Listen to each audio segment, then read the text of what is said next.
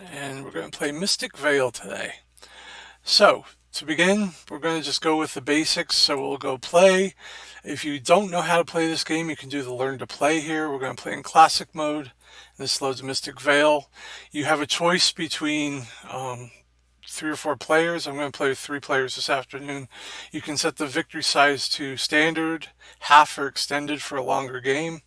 You choose your deck color. You choose whether to have human or computers. I'm not going to play online yet. I'm just playing with the 2 computer opponents. And you can set the AI from anywhere from easy to hard. So I have Beast Brothers set on a medium, or like an easy, a little high above easy, and I have Life Warden set on medium. So each color is a different clan. Your druids trying to collect mana to buy cards and rule the Vale. So the goal here is it's a race to collect victory points. So when we start the game, you'll see on the screen here how that works. So the top half of your cards of the card are your Veil cards. These provide special powers as well as victory points, which are in the gray shields. They'll be counted at the end of the game if they have special powers. They're on the block underneath the pictures. The cost of the cards are here on the right. They have 4 different symbols: the green, the brown, the yellow, and I think the other one is purple, if I remember right. But they represent the 4 different basic nature elements: land, air, earth, fire, and water. And then there's a spirit element, which is a wild card. It looks like a swirl. Down below here is your advancement cards. You use these to build your deck.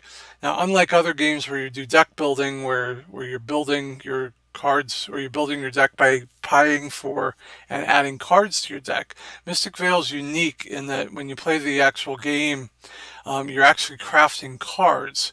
So the cards they're clear pieces of acetate, usually, if you play it for, the hard copy of it.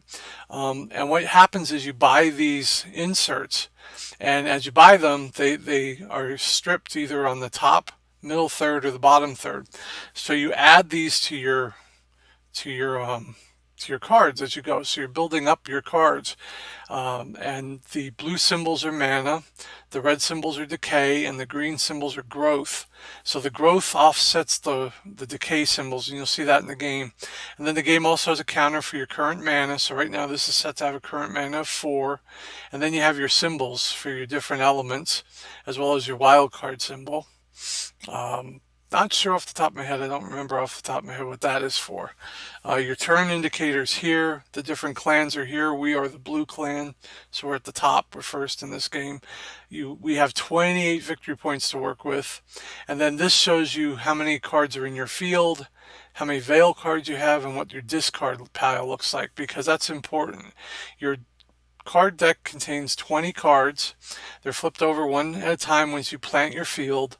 When you get to 3 spoil cards, which are these red decay cards, you stop. So there will be 2 on your field and 1 on top of the deck. Advancements later on allow you to have more decay cards because they're offset by these growth symbols. So you could have some out here later on, as you'll probably see in this game. This tells you how many cards are left in your deck. So we have 7 of the 13 out. Now you can only use what's on the table. You cannot use what's on deck. That's what they call this position.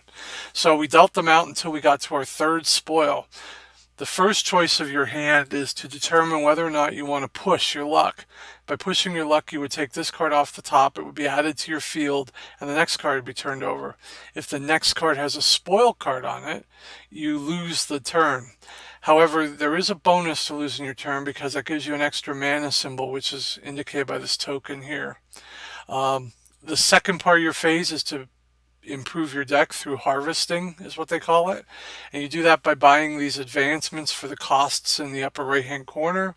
These advancements give you special abilities as well as different types of mana or symbols, and the symbols then are used to buy the Veil cards.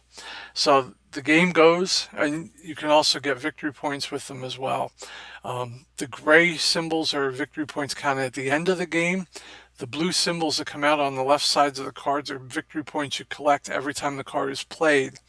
So the typical progress of the turn is you do your planting, you determine whether to push. If you do not spoil and you choose to stop, you can buy 2 advancements and up to 2 Veil cards in a turn.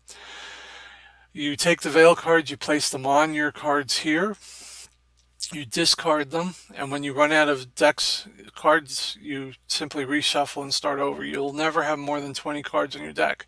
First person to collect all the victory points, or the last victory points, will trigger the end of the game. Everybody gets a final turn, so all the turns are even. When it gets the last player, we total up our points and we win. Nice part about the game is it keeps track of how many banked points you have, which is what they call the gray shields, as well as how many active victory points you get from playing cards in the game. So it'd be like the little chip tokens you get when you're actually playing. So let's give